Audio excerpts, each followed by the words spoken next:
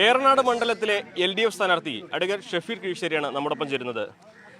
എല്ലാ സമയത്തും വലിയൊരു പോരാട്ടം CPI നടത്തുന്ന ഒരു മണ്ഡലമാണ്. ഇത്തവണ യുവാവായ യുവത്വത്തെ പ്രതിനിധി താങ്കൾക്കാണ് അവസരം കിട്ടിയത്. എങ്ങനെയാണ് ഇത്തരത്തിലുള്ള സാഹചര്യങ്ങൾ? ഇത്തവണ ജയിക്കാൻ വേണ്ടി പോവല്ലേ, കണ്ടില്ലേ നിങ്ങൾ ആവേശം? ഈ ആവേശം സ്വാഭാവികമായിട്ടും വോട്ടായി മാറുമെന്നുള്ളതാണ് വലിയ പ്രതീക്ഷ. ഏറനാട് നിയോജക മണ്ഡലം അങ്ങനെ ഒരു UDFൻ്റെ വലിയ അപ്രമാദിത്വമുള്ള മണ്ഡലമൊന്നുമല്ല.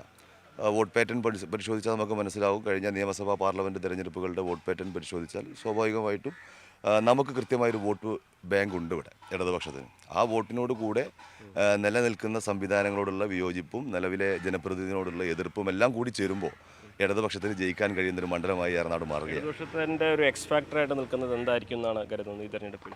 ഇവിടുത്തെ കഴിഞ്ഞ 15 വർഷമായിട്ടുള്ള ജനപ്രതിനിധിയുടെ ഇടപെടലുകളാണ് സമൂഹം ചർച്ച ചെയ്തുകൊണ്ടിരിക്കുന്നത്. ആ ഇടപെടലുകൾ എന്ന് പറയുന്നത് സംസ്ഥാന സർക്കാരിൻ്റെ വികസന നേട്ടങ്ങൾ നമ്മുടെ നാട്ടിൽ എത്തിയിട്ടുണ്ട് എന്നുള്ളത് ഒഴിച്ചാൽ MLAയുടെയോ അല്ലെങ്കിൽ ജനപ്രതിനിധിയുടെയോ എഫേർട്ട് കൊണ്ട് ഈ നാട്ടിൽ ഒന്നും ഉണ്ടായിട്ടില്ല എന്നുള്ളത് ജനങ്ങൾ തിരിച്ചറിഞ്ഞുകൊണ്ടിരിക്കുകയാണ്. അവരതിനെക്കുറിച്ച് ചർച്ച ചെയ്തുകൊണ്ടിരിക്കുകയാണ്.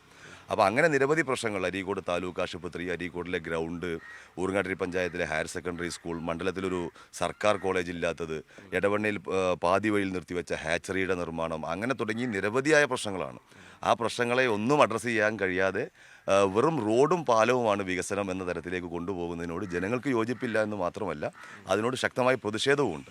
തീർച്ചയായിട്ടും ഒരാൾ തന്നെ മത്സരിക്കുന്നത് എങ്ങനെയാവും ഈ മണ്ഡലത്തിൽ പ്രതിഫലിക്കുക? തീർച്ചയായിട്ടും ജനങ്ങളതല്ലേ ചർച്ച ചെയ്തുകൊണ്ടിരിക്കുന്നത്. ഇപ്പോൾ UDFൻ്റെ നേതാക്കന്മാർ 10 വർഷമായില്ലേ ഒന്ന് മാറട്ടെ എന്നാണ് പറയുന്നത്. 15 വർഷമായില്ലേ ഒന്ന് മാറട്ടെ എന്നാണ് ജനങ്ങളും പറയുന്നത്. സ്വാഭാവികമാണ് ആ തരത്തിലുള്ളൊരു വിയോജിപ്പ് ഈ പറയുന്ന ജനപ്രതിനിധിയോട് ജനങ്ങൾക്ക് ഉണ്ട്, ഇവിടുത്തെ പൊതുസമൂഹത്തിനുണ്ട്. അത് വോട്ടായി മാറും എന്നുള്ളത് തന്നെയാണ് നമ്മൾ പ്രതീക്ഷിക്കുന്നത്. വോട്ടിൻ്റെ ചരിത്രം നോക്കിയാൽ ഓരോ തവണയും ഭൂരിപക്ഷം കൂടുന്ന ഒരു പ്രവണതയാണ് VK ബഷീറിൻ്റെ മുൻപത്തെ ജയങ്ങളൊക്കെ ഉള്ളത്. മഞ്ചേരി മണ്ഡലത്തിൽ അങ്ങനെ ആയിരുന്നല്ലോ. KPA മജീദ് മത്സരിക്കുന്നത് വരെ അങ്ങനെയായിരുന്നല്ലോ സാഹചര്യം. KPA മജീദും TK ഹംസ സഖാവും മത്സരിച്ച സമയത്തല്ലേ ആ ചരിത്രം മാറിയത്.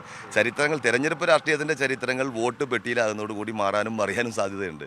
ഞങ്ങളും ആ പ്രതീക്ഷയിലാണ്. കുഞ്ഞാലിക്കുട്ടിയെ വിമാനം അടയാളത്തിൽ KT ജലീൽ തോൽപ്പിച്ച നാടല്ലേ ഇത്. അപ്പോൾ സ്വാഭാവികമാണ് പരാജയപ്പെടാം.